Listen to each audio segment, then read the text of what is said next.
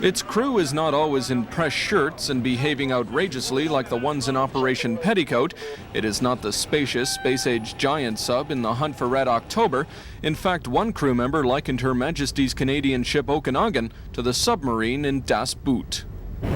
Full dive in the planes. Full dive.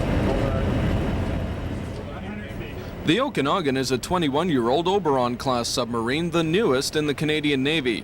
The sub and its 68 crew members have been docking in various ports around Lake Ontario on a public relations recruiting drive. On Thursday of this past week, the sub left port in Toronto and set sail for Oshawa. It took along an interesting array of guests, including the sub's very first captain. Oh, it's terrific, and the nice thing about it is that very little has changed in terms of the crew morale. Everything is very efficient, and the crew is obviously a very happy crew.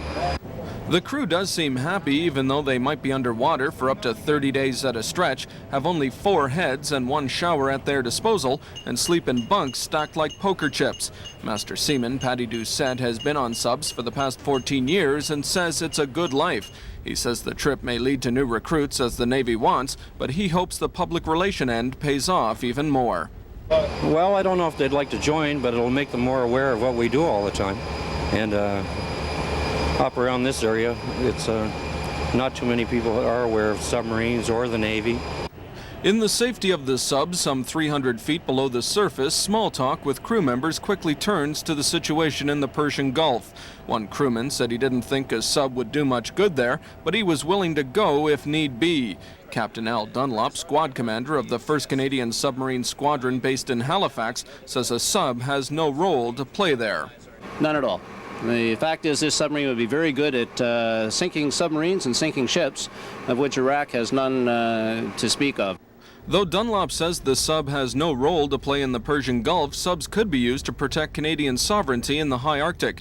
He says we need the subs, and he says there are more than enough people willing to join the Submariners.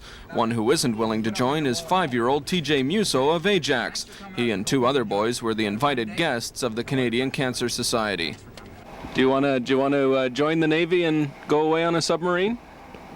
No. How come?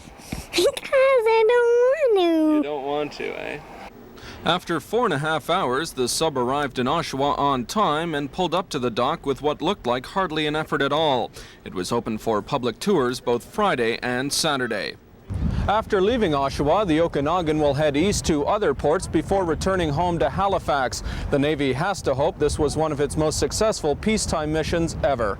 Gary Cunliffe, CAGX Newswatch, Oshawa.